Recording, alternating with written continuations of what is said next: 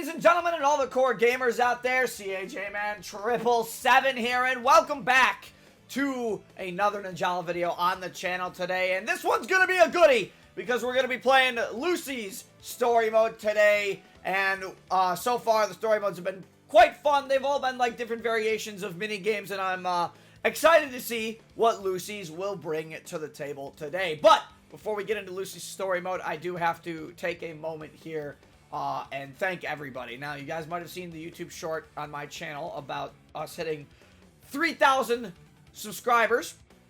And I just wanted to take a moment here before we get into any of the gameplay of this video to just say thank you. I genuinely think we wouldn't be here at 3,000 subscribers if you guys didn't enjoy the content. Because at the end of the day, I am just the person that sits behind the computer screen and just edits and makes the content, but it's you guys and my moderator team in the Discord and my moderator teams in the streams. You are the people that share the content, that like the videos, that comment on all the work I did, and you guys are absolutely amazing. We definitely would not be here at 3,000 subscribers without all your guys' support, so thank you guys so much for all the support over the years. Our next main goal is obviously going to be trying to hit 5,000 this year. I know that's a bit of a stretch. We got essentially 6 months to gain 2,000. But you guys have been absolutely killing it recently, and the support has been absolutely immense. So thank you ever so much for continuing to support the channel, and thank you guys for 3,000 subscribers. Now, with that being said, and out of the way, and me potentially having a couple, my eyes are watering a little bit, saying stuff like that. Who wants to play some Ninjala? Who wants to see some Ninjala story mode? Because I know I do. I don't know about you guys, but I want to see some Ninjala story mode. So, if you are here for the Ninjala story mode content and you haven't already subscribed, as we just hit 3,000 subscribers on the channel, what are you doing? Subscribe. You're here for this awesome content, and I'm here to deliver it to you. So, without further ado, let's go into Lucy's story mode, chapter 4. What's really cool about the Ninjala story modes is that if you've never seen these before, essentially they match the personalities of the characters the absolute best they can.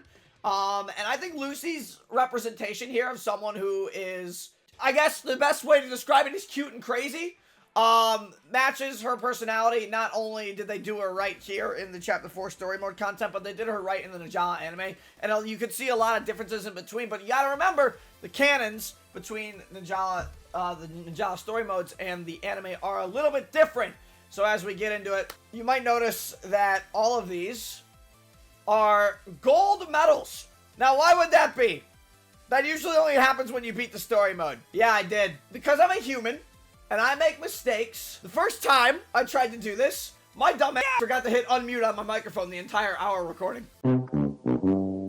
Whoops! So either way, we're gonna go back through the story mode because I did want to record it for everybody as well. And I genuinely like Lucy's story mode in the minigame it brings up. You'll notice what it is when we actually start it, but our story begins with the students of the WNA essentially going on a little bit of a vacation as we head into Sphinx Valley to begin. Lucy is not really thinking straight, and unfortunately for poor Van and Cafe, they're getting trapped due to Lucy's smaller negligence. And of course, we get to meet a very familiar foe. A foe that in the Ninjala games canon has not been defeated, unlike the anime, the Space Ninja. And here's where my problems with this story mode chapter start. Because you see that? That is a hammer. That is a great gear hammer. If you know anything about me in Ninjala, I am not good with the hammer class of weapon, and they decided to give me the hammer class of weapon. Our objective is to attack and destroy the Space Ninja spawning statues. Space Ninjas will try and attack the gate, destroy the statues while also defending the gate. The gate's HP, however, recovers if you get E-Pawns. Lucy's story mode chapter is a tower defense minigame, which genuinely is quite fun as you work from one side of Sphinx Valley to the other while defeating the Space Ninja threat. And let me tell you, because I have the hammer, I suck. And you will find out very quickly that I am not good at my job, and I struggle playing hammer. Unless I have access to Power Buster, in which case I get to smash things repeatedly into multiple pieces. The first missions are always tutorials into how the new mechanics of the story mode chapters work, and I generally like Lucy's because it's a slower start. Back attack. It's a slower start than most story mode chapters. Vans I guess is really slow because Vans is like genuinely more of a tutorial than anything else. However, we can do our damage where we need to. Nice, goodbye. He just gets sent flying. Again, I'm not the greatest in the world with the great gear. However, you know, through all my knowledge of creating Ninjala weapon guides, I know a combo. You know, I know a combo or two occasionally. It's nothing too crazy. We also get this, and unfortunately, while these cutscenes are playing, these Space Ninja are still moving. This is an N energy gauge, and what this does is, I will show you. If I pick this up, we instantly get a ninjutsu charge, which is going to be very vital for a later mission here in the story mode chapter. Actually, it's going to be more than vital. You'll see that we will need it multiple times. And unlike the drones we destroy in the other story mode chapters, in this chapter, the actual objects we are aiming to attack, the actual statues, are the things that are going to be giving us energy throughout this entire little adventure here. And it wouldn't be a Ninjala story mode chapter, of course, without returning bosses. And with the returning bosses, who are already at the gate, by the way, we only have 2 more statues to break. And with that being said, I'm going to launch a rocket once again at the gate and just bust these 2 statues on the sides. Quite a lot of health recovery there. We're doing our due diligence here as we launch 1 more rocket at the gate, and we don't actually have to, because I have won. I am the best at this game. My favorite interaction of the whole chapter right here. Lucy has that, like I said, Lucy's got that slight bit of crazy that I absolutely enjoy. Where, first off, the little facial expressions are cute, but Lucy's like, become my henchman, and I'll let you out. And then she just stands there. It's like the Willy Wonka meme, right? They're the same picture. Now we move into our next mission, and this is where, in my first recording, man, I sucked. I still might suck at this. It's an introduction to a brand new enemy type that I have dubbed the Anubis Goober. We have no official name for what these things actually are. They are the Anubis Goobers, and you will see that their model in-game is incredibly cool. However, these guys suck. I hate them very much. You'll see. We do get some N-energy drops when we defeat specific Space Ninja. However, they disappear from time to time. And this is something that is incredibly important as we get into Mission 2. Again, Lucy's story mode chapter up until the boss is entirely tower defense. Your goal is to defend the gate, and you get a lot of points for keeping that gate at a higher health threshold, even if you have that gate at max health at the end. The models of the Anubis Goobers are absolutely tough to deal with, so I will be grabbing this N energy first, as you can see, and I will be launching this ninjutsu rockets at the Anubis Goober. Hopefully it hits him directly in the face, which is what it did. Now, I do want to destroy the Anubis Goober here, and the reason I want to destroy him is because they have the larger pots. And what's dangerous about these larger pots is that, well, you kind of have to move quick against the regular pots and the Space Ninja. Again, E-Pones are still going to give you a lot of value here, so I will be going for E-Pones if I can. Grab this N energy, and we're going to move. We're going to go break this one, and then we're going to go break the other one. That's there. Now, a larger one has spawned. Again, which I'm not going to just yeet a rocket at it willy-nilly, because the N energy is, well, it's quite sparse. Now, while the bigger guys do have more health, unfortunately, the big thing with this is you want to defend the gate as much as you can, and I'm saving the N energy that's a little bit closer to the gate, so I can do that. The gate, score bonus, which, by the way, you need 60,000 points at least to get gold on this. It took me a couple attempts the first time. The gate's score bonus is determined on the gate's health at the end of the mission. Not at the beginning, at the end. Now, the bigger guy is still there at the moment. I will be going to destroy him in a moment. You have to manage a lot of, like, very specific things. Now, I could go do this. Be gone! And try and just get damage on the big guy, which he's dead, which is good. And they unfortunately they did not drop an energy. So we're gonna just take a moment here, and we're going to beat up the Anubis Goober. And I would personally like him to drop an energy, because I would like to drop a rocket on this, and I will go over here and I will back attack, and then as we destroy 6, we get some problems. Now, I wonder why I wanted that extra energy, huh? We do have to kind of rotate back over to the gate, though, temporarily here, because I want the score bonus to be as high as possible. And with the score bonus being as high as possible, I need E-Potens. Give me E-Potens. Give me E-Potens. I don't care, because we definitely need a bigger score bonus here. So I'm dropping a rock. That was just rude. I mean, that was just rude. I'm gonna drop a rocket here now, and you will all suffer. I can get this, and now the gate can take no more damage. Is it gonna be enough for the gold rank? The first couple times, again, like I said, I had to restart this like multiple times. But we have to see on the gate. Should be 60,000. We're good. All right.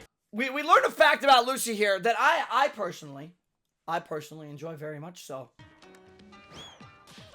Lucy's a cat person! Girl after my own heart. I have 2 precious babies myself. Their names are Tasha and Juniper. They are both torties. I have had them for, this is gonna be, they're gonna be 14 this year. I absolutely adore my cats, but seeing that Lucy is a cat person also warms my heart.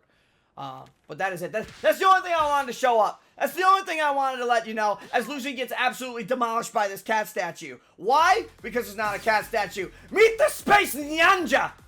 And you gotta remember, one thing about cats. Cats have claws. A weapon that I would run amok in Ninjala lobbies with.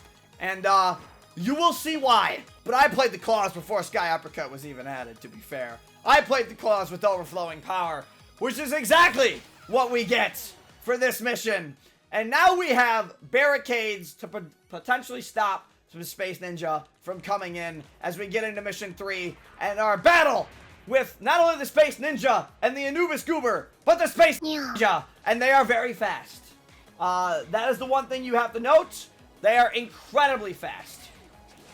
However, unlike everything else, they die very, very quickly. And I'm not going to worry about that front gate right away. I will be worrying about the ones in the back first. As you can see, they will, the Space Ninja will essentially run at you instantaneously. But the best way to break these pots is just to do some charge wide attacks. The gate is gonna hold! Mr. Smash 64 announcer. Yes, that is the announcer of Smash 64, believe it or not. They're kind of gathering at the gate a little bit. They don't really do a lot of damage. So, you know, we're gonna be okay. Now that the gate's taking a lot of damage, we get some more space just spawning, and we're gonna be able to deal with these very quickly, as they will immediately run to the gate very fast. But this is why I saved the ninjutsu, because the Space Ninja still die to a singular horse, which is absolutely fantastic. So this mission, my personal favorite. I like the claws a lot. I have claw bias. I don't really use the barriers here. I probably should, right? But I don't see a need to. Just gonna run in with the horse. And we're gonna do a lot of damage to things nice and easy. More space are gonna spawn, and more of them this time, unfortunately. However, we have a horse at the ready. We are just gonna pop them. We are gonna grab some more ninjutsu. Gate's almost full health, and we're not gonna have to worry about it anymore, as we easily clear this mission with the Ogre Claws. Gonna just do the damage, and that right there is gonna do it. Nice and smooth. Claws make it easy, but claws are one of my favorite weapons. Almost a perfect score on defense. Perfect score on defense is 40,000 for having the gate. Absolutely perfect. But we will take another gold. That's sweet, sweet 84,000. And the power of the Ogre Claws. And even Lucy agrees. No more cute little cat And for whatever reason, Sphinx Valley has a lot of construction equipment just lying around. Probably because they're doing archaeological or, you know, archaeological digs, trying to find, you know, some secrets of the tombs. I think it's kind of disrespectful that you're using construction equipment to, you know, possibly enter these tombs, but it becomes powerful enough within the construction equipment that we find a pretty cool boss design, I would have to say. What's really neat about this boss is you don't get a lot of opportunity to hit the Space Ninja in the top of it. The head is the weak point in the Space Ninja. However, you're not going to get an opportunity to strike it unless you get him open. And by doing that, you actually have to avoid his blows. The claws make that really easy, especially if you are a newer player to Ninjala, because the claws, for those who don't know, have a passive that increases your movement speed after just running on the ground for a short time. I really don't want to be in this chase down animation. So this is the claw passive here, and I can continue to run with the claw passive pretty safely. As the Space Ninja comes out, we're going to activate Overflowing Power to do a big chunk of damage and then walk away. I'm going to dash away from this one because I'm not going to be able to run from that one. Is it slam 3 times? Is it 3 times? Is it 3 times the charm? Yes, indeed it is. Go for the big attack. Head comes off, and hopefully we do enough damage here to finish. Yes, all right, phase 1 is done. Perfect. You always want to end every phase with an Epone on the Space Ninja if you can. You get more points this way. But this kind of shocked me the first time I did this. It can fly now. It flying hurts. We're going to take this opportunity to use the rest of my Overflowing Power for recovery.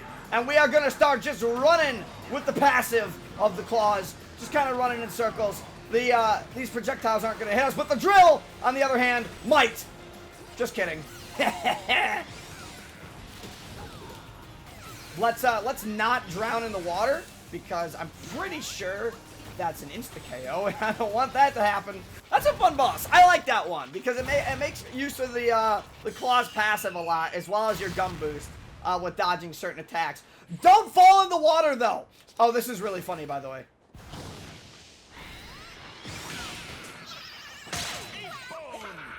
He's dead. And Lucy just wanted to have a good time at the end of the day. And look at Cafe, the little fist bump. And now you get little Lucy's ending song for the chapter. And it's pretty funny, right?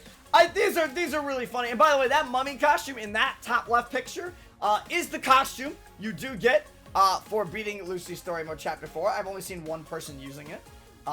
So if you do want to play Lucy's Chapter 4 for yourself, feel free to pick that up. You will get that mummy costume. As you can see, they have they've gone on a very Indiana Jones-esque adventure. Now, for those who aren't familiar with Ninjala, what's in that chest is a meteorite from space. It is something the Space Ninja specifically are after, if you are familiar with the Ninjala anime. And it also plays a factor here in the actual Ninjala game. A meteorite crashed to Earth hundreds, thousands even, of years ago. And basically, I guess the best way to put it is it essentially affected bloodlines of the shinobi, turning them essentially into ninjas. This meteor granted supernatural ninja powers on top of normal normal ninja powers. And it's really neat that they are continuing that meteorite story here in the game. Especially considering what I told you guys earlier about Chapter 2, is that in Chapter 2, Leonard was thought to be more of a villain than he is in the anime. And I feel like this kind of further proves that. It definitely feels weird replaying the story mode chapter, especially because my dumb decided to keep my mic muted the whole time I recorded. So my genuine reactions to things are different, but I still wanted to record it for you guys regardless, even if the reaction of it isn't as genuine because I already know what happens. I still think it is a great exploration into the Ninjala game story and the Ninjala anime story, and it's a great way to develop the characters and stuff for a game that, for a lot of you watching the video, it's a game that most of us still, it's a game that despite its flaws, most of us still love. But with that being said, that is going to do it for me here today. I hope you guys enjoyed the video here on the channel. If you did, I think you already know exactly what to do. Make sure, if you haven't already, make sure you like the video. And subscribe to the channel for more awesome content like this. I mean, I got Ninjala content on the horizon. We got Tears of the Kingdom coming up really soon that I want to be doing content for on that as well. We got to enjoy it. We got to let people enjoy it because Matt Mercer, my guy. Anyways, I hope you guys enjoyed this Ninjala video as always. And until then, I will see you guys in the next video. And this is CAJ Man 777 signing off. Stay safe, everybody.